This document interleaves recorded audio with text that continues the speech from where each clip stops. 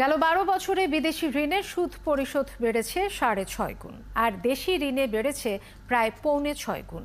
বিপরীতে রাজস্ব আদায় বেড়েছে মাত্র ৩.৫ গুণ। সে কারণেই ঋণের টাকায় সরকারকে উন্নয়ন বাজেট করতে হচ্ছে। বর্তমানে বাজেটের ৩৭%ই দেশি বিদেশি ঋণ।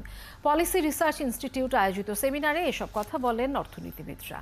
আরও জানাচ্ছেন সুশান্ত সিনহা।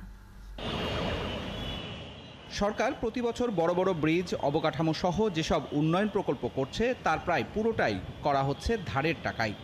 কারণ প্রতি বছর যে রাজস্ব আদায় হচ্ছে তার ৪৩%ই খরচ হয় সরকারি কর্মকর্তা কর্মচারীদের বেতন ভাতা ও পেনশন বাবদ। ২৪% টাকা খরচ হয় নানা খাতে সরকারের ভর্তুকির পেছনে। অন্যান্য খরচের পর সরকারের হাতে উন্নয়ন বাজেট বাস্তবায়নে তেমন কোনো অর্থ থাকে না। তাই তো ঋণের টাকায় করতে হয় অবকাঠামো সহ উন্নয়ন। আবার সেই ঋণের সুদ পরিশোধই এখন বাজেটের সবচেয়ে বড় খাতে